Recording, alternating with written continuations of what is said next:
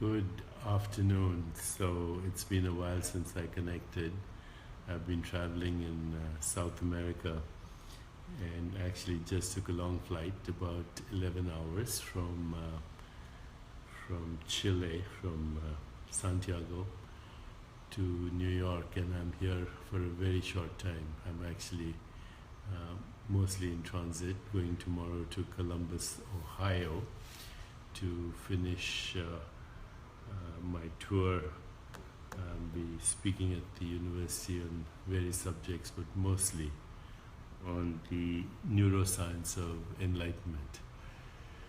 So I'm answering questions as usual from this book, You Are the Universe, Discovering Your Cosmic Self and Why It Matters.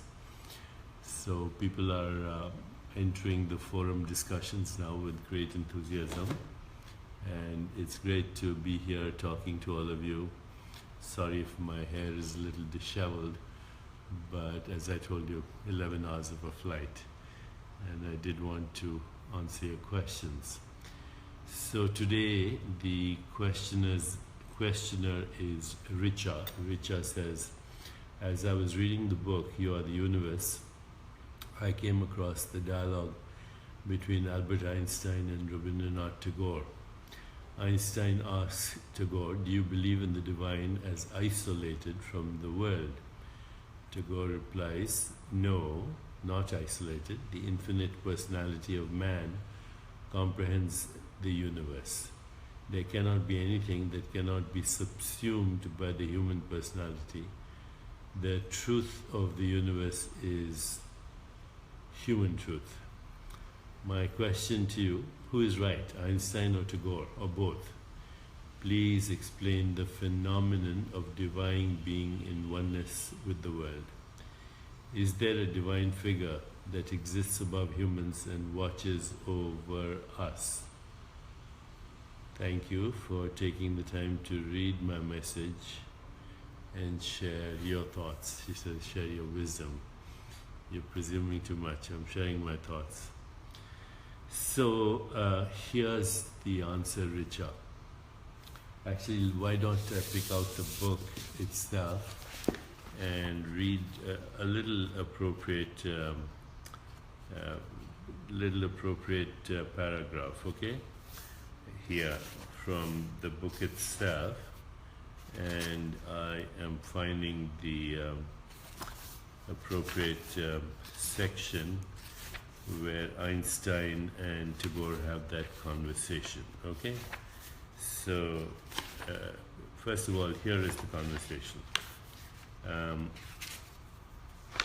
So Einstein says there are two different conceptions about the nature of the universe: the world as a unity dependent on humanity, and the world as a reality independent of the human factor. Tagore renounced this either-or perception. Tagore responds by saying, when our universe is in harmony with man, the eternal, with human, the eternal, we know it is truth, we feel it as beauty. Okay, so that's beautiful. When we are in harmony with that which is eternal, we know it as truth and we feel it as beauty. Einstein responds by saying, this is the purely human conception of the universe. And Tagore says there can be no other conception. So Tagore also says, this world is a human world, and the world apart from us does not exist. It is a relative world depending for its reality upon our consciousness. Here's the key. It is a relative world depending for its reality upon our consciousness. So Einstein then says, truth then, or beauty, is not independent of us. Tagore says, no. Einstein then responds by saying, if there were no human beings anymore, the Apollo Belvedere, which is a famous classical statue in the Vatican, would no longer be beautiful. Tagore says, no, it would not. And Einstein says, I agree with regard to this conception of beauty, but not with regard to truth. Tagore responds, why not? Truth is realized through us, through man, through humans. And Einstein says, I cannot prove that my conception is right, but that is my religion. Very interesting choice of words. That's my religion. So basically what Einstein is saying, and I'm reading from the first chapter of the book, You Are the Universe, Discovering Your Cosmic Self.com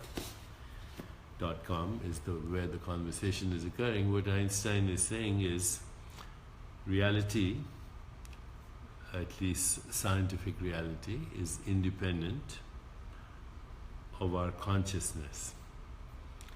Or the world exists whether it is being observed or not. He is okay. He's okay in saying that, it is beauty is a human value, but truth, ultimate truth of reality is independent of human values. So here is the thrust of this argument. Einstein, despite all his brilliance, was what today we might call a naive realist. Okay, what's a naive realist? You can look it up on your own, but a naive realist believes that the object exists regardless of anyone experiencing it. That your experience, that thing that is behind me, that statue of the elephant, from Myanmar, that statue exists independently of your experience of it. And there are now many versions of this naive realism, something called indirect realism, something called representative realism, something called common sense realism. But all of them are saying that the physical world is independent of our experience of it. So the most obvious objection to that, of course, is how do you know? You can only talk about things that you can experience. If you cannot experience anything, then how can you describe it? How can you quantify it? How can you talk about it? How can you do without an observation? How can you theorize about it? So theories and observations and experiments are all designed first in that part of you which we call consciousness or reality. Consciousness or reality. And so to posit a real world without an observer experiencing it is one form or another of what philosophers today call realism. The opposite of that is something that in Western philosophy is called idealism. Idealism goes back to Bishop Berkeley and many other people who said actually that the universe is a mind phenomenon, that we experience the universe in our mind, and that the physical reality is an interpretation. I did get my wallet back. Did someone return it to you? Erica, yes, I got it. It came through an anonymous phone call to the Grand Central Station or Penn Station. So thank you for asking. I already spoke about that. Okay, so idealists from Bishop Berkeley onwards have said that the universe exists in the mind alone, that it is the interpretation of sense perceptions. So we have sense perceptions like sound, touch, sight, taste and smell, and then our mind creates the idea of a physical world out of that. That's called idealism. And so in philosophy there are these two camps, idealism and realism and so on.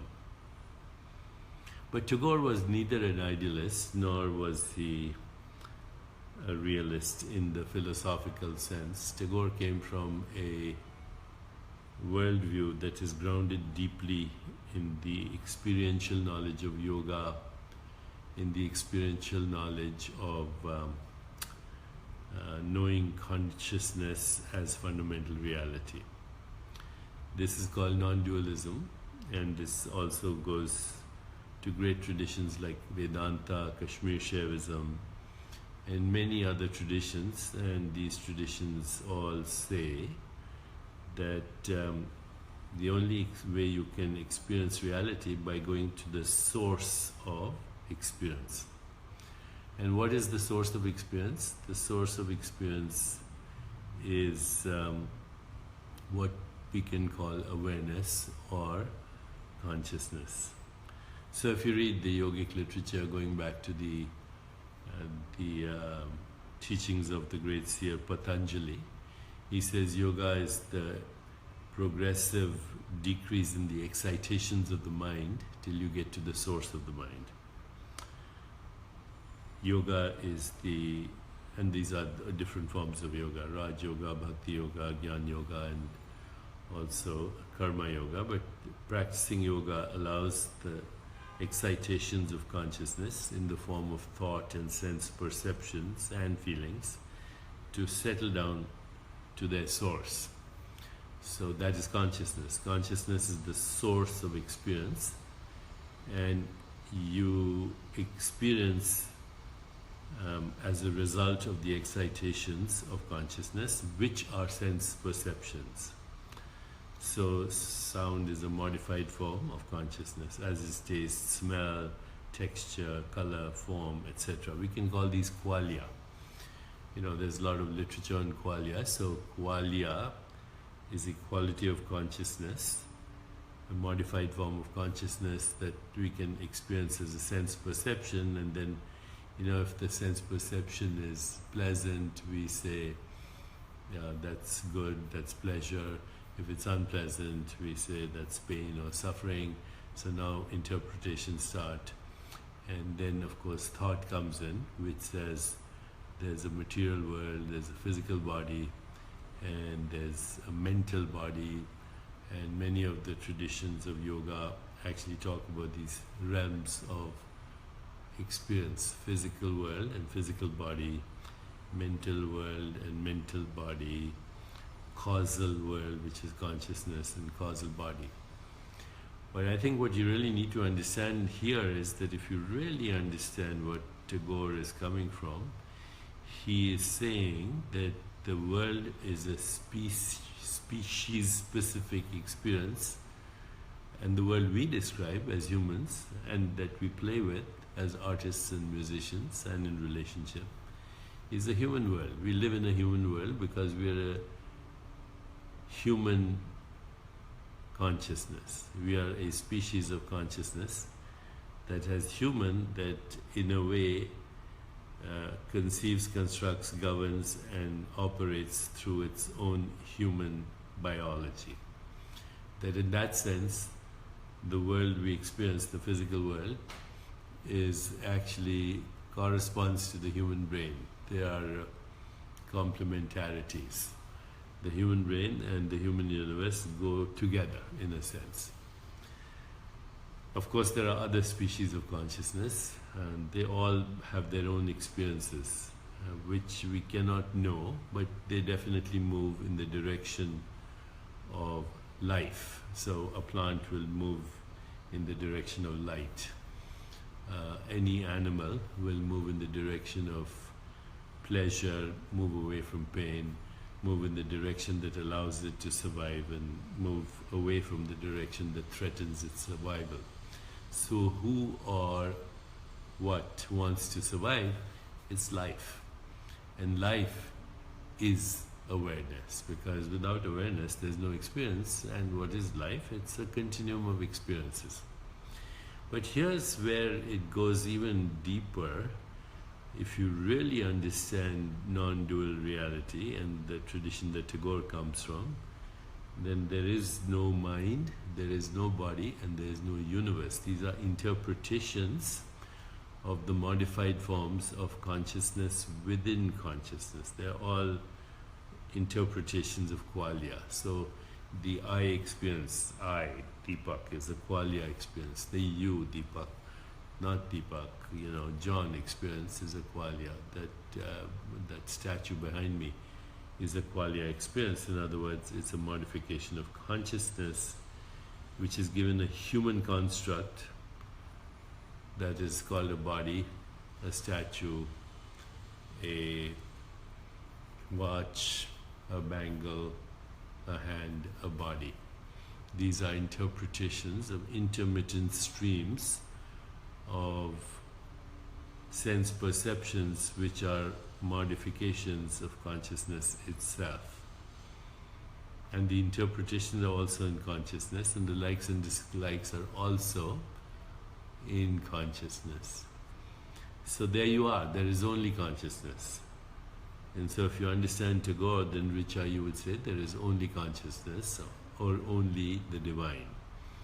And the divine is infinite, infinite being, infinite awareness, and infinite consciousness, cosmic consciousness. You can use the word God as long as you understand that God is not something that you can observe as a form, because it is the formless that is actually giving rise to all form through its own self-interactions. And it does so as it differentiates into modes of knowing and different kinds of knowers and different objects known, all within itself. So cosmic consciousness or God or the infinite being is through its own self-interaction differentiating into innumerable knowers, innumerable modes of knowing, and innumerable objects known, all within its own self. That you and I, as what we call a body-mind, is a particular form that the infinite being or God has taken, or the divine has taken. And so we are a little drop in the ocean of consciousness that is the divine, the God. We are droplets in the ocean of consciousness. And everything we describe, it doesn't matter what we are describing, a watch, a bangle, an electron, a galaxy, a body, a rainbow, a statue, everything that we describe is a name we have given to a mode of human knowing and human experience in consciousness. So who we are is a human consciousness, which is one branch of an infinite consciousness, and that consciousness, being infinite, expresses itself through infinite diversity. So please, what exists apart from God is the question Lorraine asks. Lorraine, nothing. There is only God. There is only the divine. There is only the infinite being. The infinite being is, I think the best word we could use is the source of all that exists. And therefore, the infinite being is existence itself. The source of all that exists, the infinite being, is existence itself.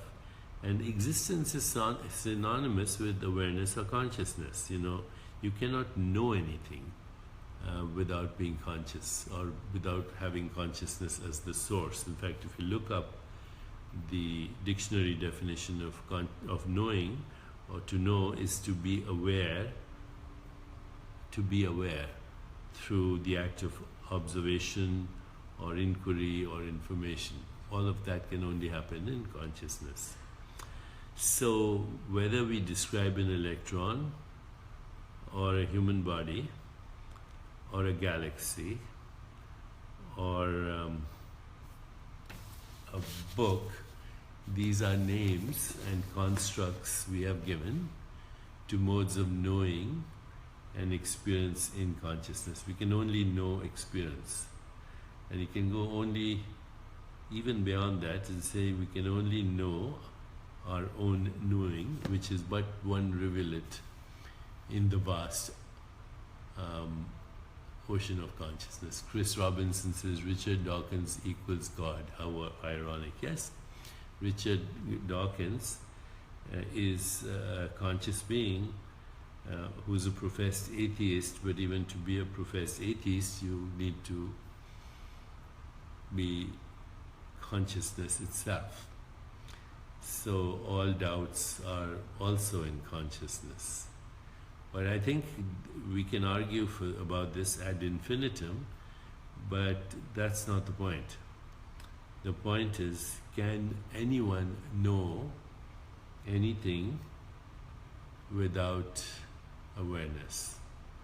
So knowing and knowledge are structured in consciousness, and therefore reality is structured in consciousness. What we call everyday reality is structured in consciousness.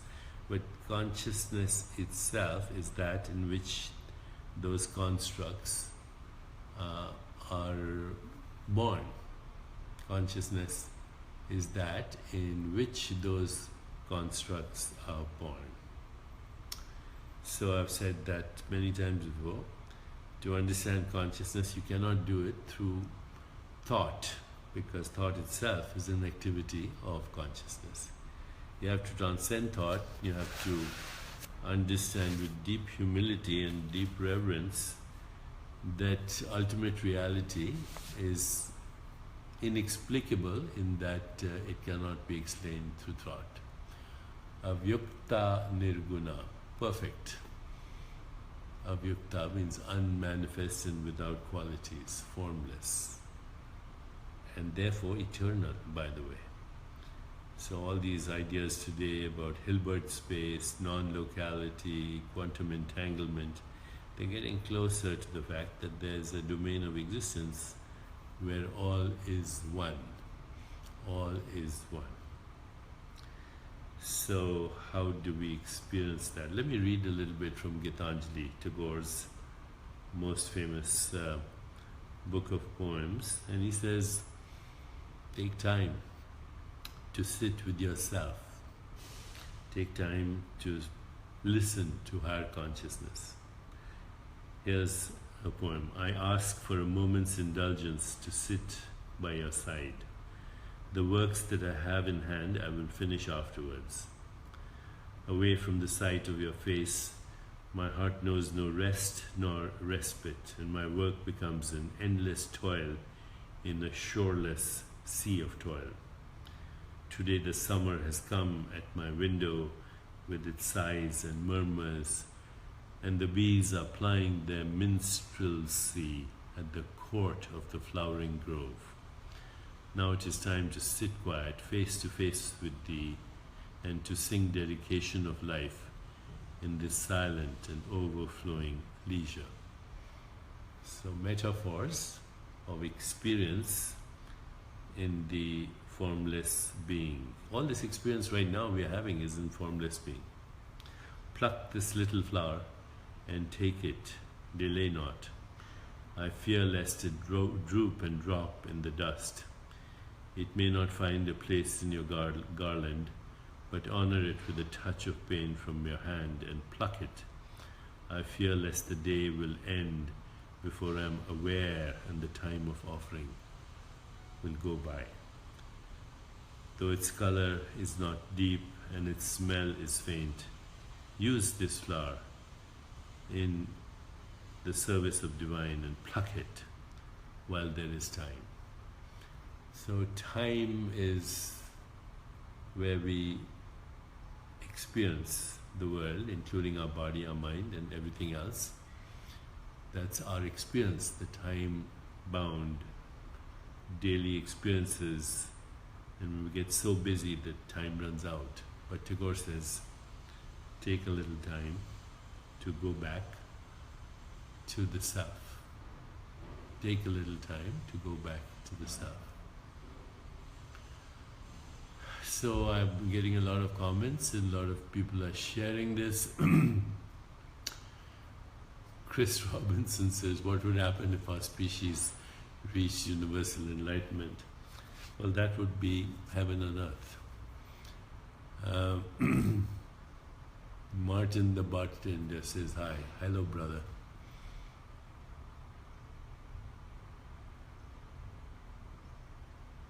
Okay, I'll show the book once again. This is where we are drawing the discussions from. You are the universe, discovering your cosmic self. .com is the website. Let me just take you for a little walk in my apartment to show you a portrait of Tagore. I think that'll be a fitting end to this conversation. Okay, so I'm just going to walk and show you a beautiful portrait of Tagore, and you can see the radiance and the peace and the enlightenment in this great human being. Okay, that's Tagore. I hope you can see the portrait. That's Tagore.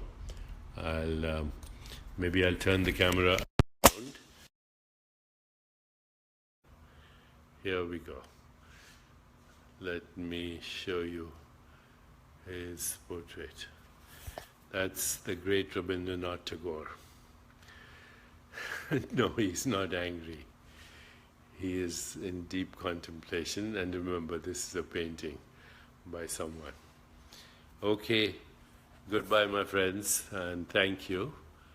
And above the portrait of Tagore is Trinity, knower, process of knowing, and known in the form of deities. Their deities are just symbolic representations of the divine, just as you and I are also symbolic representations of the divine.